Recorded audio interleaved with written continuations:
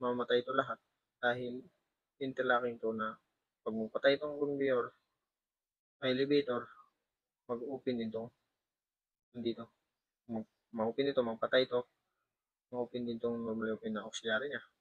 So, mamatay ito lahat. Tingnan natin kung patay lahat. Hello guys, sa video na to pag-usapan natin ang motor control about interlocking.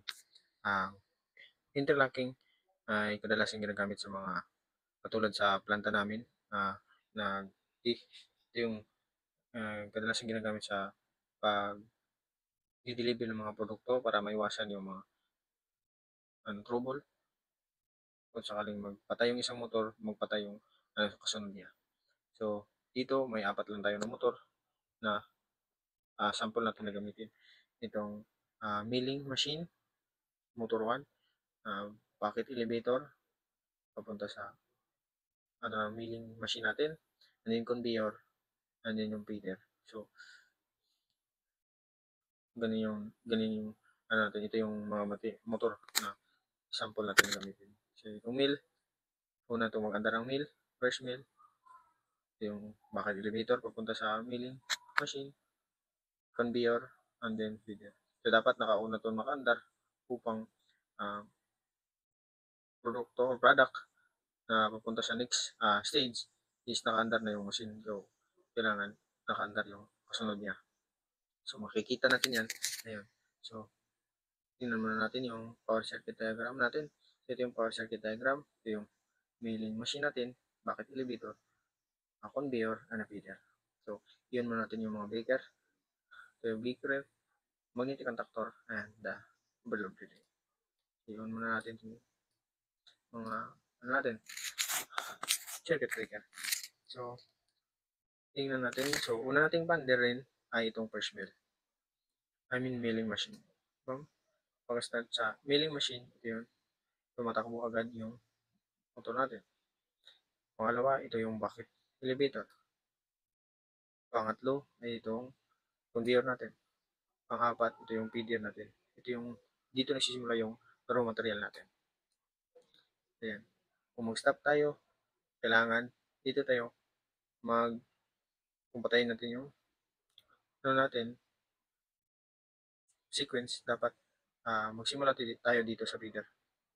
Dapat magsimula tayo dito upang maiwasan ang maubos yung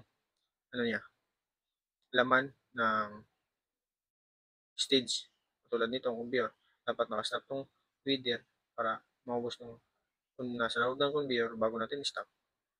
And then, dapat mag-ubos tong sa elevator, wala nang papasok sa elevator natin bago natin stop, so maubos siya. Then, dito sa milling machine natin, dapat wala na din itong elevator para ma-mill niya yung nasa loob ng machine. So, stop natin. Yan po yung gamit ng interlocking. Dapat magkasunod-sunod yung pagpaandar natin pagka off ng motor. So, ulitin natin.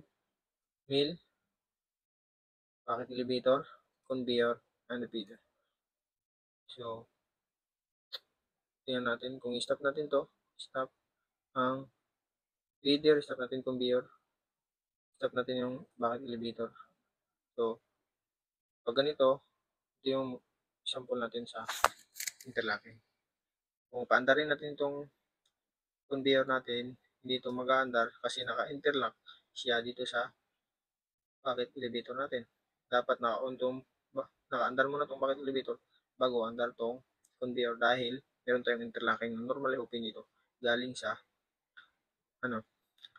dito sa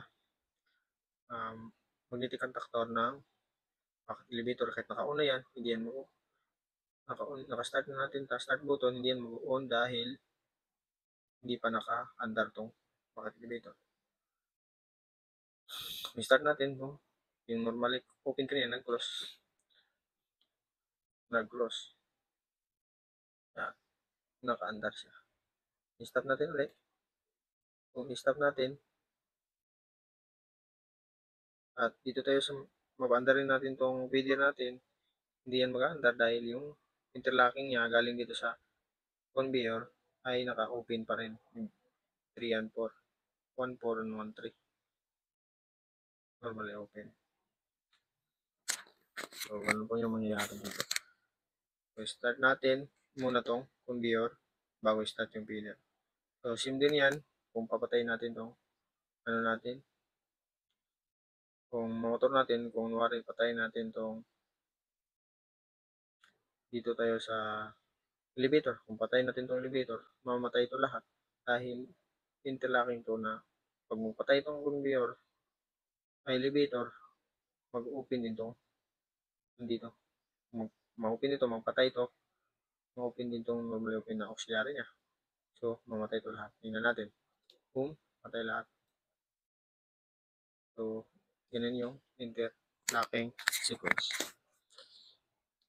Tapos yan, tingnan natin kung kung ang motor natin ay nag-overload. Kunwari itong mill machine natin nag-overload kay dahil napuno siya ng product. So, nag-overload siya. Meron tayong dito 95, 96 normally close sa overload. So, i-close na ito. Mamatay ito lahat dahil interlocking niya. Dito, mag-open to lahat. Tingnan natin. Boom. Nag-open. Yung normally open kanina, normally close. Kailangan natin reset bago natin paandarin.